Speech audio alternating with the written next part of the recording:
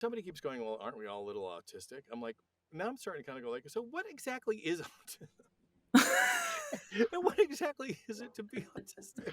If basically we're all kind of the same, and people, I'm like, wait a minute. Well, so I've thought about this a lot as I've tried to figure out what autism is. And I think it's because I've had to like learn what it means to be a person and a human along the way. And I think part of the reason why it's so fucking hard to explain autism to most people is because we don't know how to be people. Most humans like don't neurotypicals aren't thinking about the water they're swimming in. So like once I can break down for someone like you have thoughts, you have emotions, you have desires, you have a body, you have like these four main components. They are all opponent processing. Like you need to watch what each one's doing and how what it's doing with the other pieces. Now that you know that's how to be a person, now I can explain to you, well, I can't do it well yet, but now I'm trying to be like, now here's how the autistic Rubik's cube is a little different or something, you know? But I can't explain to you what it is if you don't even know like we don't have the language to talk about the pieces. The other This, thing we don't realize is we have no idea what way they live.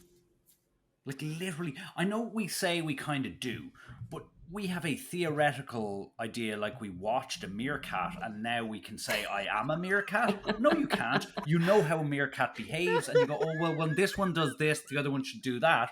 You don't suddenly become it. And our brains are different enough that we are not the same. We're both humans, but we're different sort of breeds of the same. I don't know, it's like a Great Dane talking to a Jack Russell. Like, they're both kind of similar animals, but, there's differences. Yeah. And the experience of one to the other would be so. Like, literally, we don't. When I hear talk about neurotypical people and their crazy emotions and their way of, like, just social things that they need, I literally cannot comprehend the need for those things.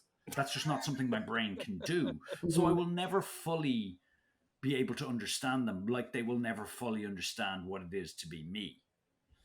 And there's nothing wrong with that. We just will never fully. So we have to agree on a set of terms of how we will treat each other and how we will. It's why language is a big issue.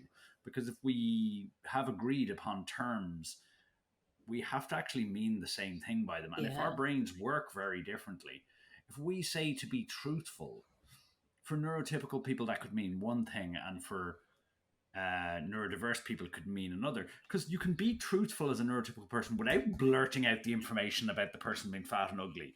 You know what I mean? Like, you don't have to say it. It doesn't mean you're not being truthful. But to a neurodivergent person, they're not being truthful. So the word truthful has no meaning. I don't know where I was going with that. I just thought I'd say those words.